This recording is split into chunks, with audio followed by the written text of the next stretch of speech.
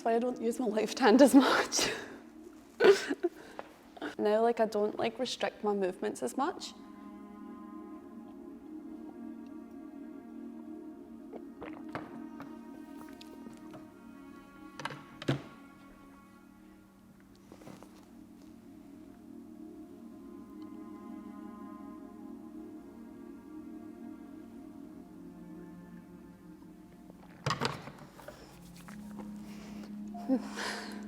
And I've learned, like, to actually flow with my body more, because before I used to like fight it a lot more, but it would just make it worse, and it doesn't feel as nice in your body as well. So I feel like now that I'm not like fighting with it.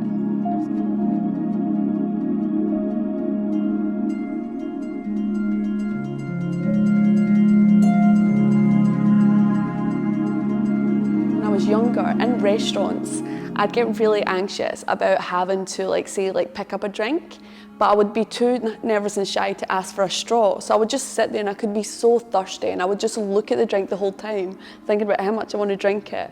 But I was too nervous to ask for a straw. And I remember before my dad, that's before he moved back to France, but I remember he used to get frustrated at me because he'd be like, oh, you just wasted that drink, you're not drinking it.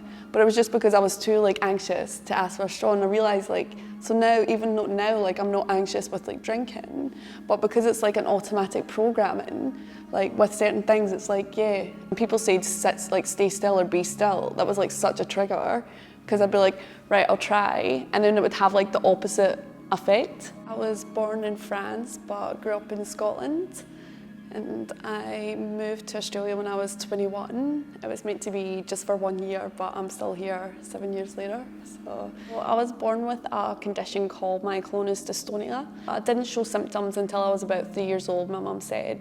I don't think I started to realise that I was different until probably starting school. I remember trying to write, but I used to sit in awkward positions. So I would just kind of naturally go with what felt right for my body. So I remember the teachers would send a letter home to my mum one time because I wouldn't sit in my chair properly. And I think from that moment I started to realise that I was different. So I was growing up with the jerk was very challenging, I think, definitely during school years, because I just wanted to be like everybody else and fit in. It was hard because I think by the time I'd got to a teenager, I just didn't like myself. And that was probably the toughest part, was going through these years, just feeling like I was the one that had that I was wrong in some way. But so those years were tough, but I'm glad to say that I don't have that same perspective anymore. And I do, I love myself now. But it took a few years to get here. It was in 2017 when I started my blog, and I just decided to kind of write it down and put it all out there. And then it just felt so freeing to kind of because it was the first time that I'd actually probably admitted to it, because even when I went through school, I wouldn't really tell teachers about it. I didn't want to speak to my friends about it. I just wanted to, it was like the elephant in the room, I just wanted to pretend it wasn't there. And so I was always carrying this weight of not really truly owning who I was, because there was always that sense of I had a sense of shame. And when I finally just started to write and post and be do you know what, I do live with this condition, but there's it doesn't define me. It's it's part of me, but it's not all of me.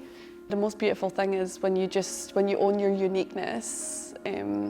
I think that's when we're all at our most, beautiful, is just when we just own who we are. When I was a kid, I got it into my head that if no one can tell me what's wrong with me, then I had this idea that maybe I won't have it as an adult. I kind of got stuck in this rut. I was going to doctors and my neurologist, I was trying different medications, and then when they wouldn't work, come off medications. And my condition is also alcohol responsive, which means that if I have a few drinks, it takes my condition away. But I'm always worse the next day. But then I started to become more reliant on going out with friends. That was the only time I kind of felt a bit good about myself, was when I could have a few drinks and I could hide it. A difficult time was when I thought I'd reach out to share my story more publicly. And I was very, very naive. Didn't realise probably just how much stories can get changed and spinned, and then one day finding my story in the newspaper says I can't get a boyfriend because I shake too much. I was in tears. I was like, I went to my bed and I was like, I'm not leaving my bedroom. This is my new life. I was like, you have to leave your bedroom. I was like, nah. I thought people only wanted to be around me, like if I was like the positive me, like the bubbly me. And yeah, I guess like I was worried that if I told people about how I felt like mentally and how unhappy I was, I don't know, like I guess I was like, oh well, that's not going to be fun to be around. You know, I think you can only be helped if you if you open up and allow yourself to be vulnerable. And I know now, like if I have any struggles, I'm not like I've got to carry this all on myself. And I think, you know, like we all have our challenges and we're all unique. And I think it's being able to embrace that uniqueness, because it's hard when you're trying to hide who you are, and it gets exhausting. But hopefully as well, getting other people to see as well that we shouldn't judge each other for our differences. Like it's what makes the world like such a beautiful place, is when we recognise that uniqueness isn't something to be ashamed of.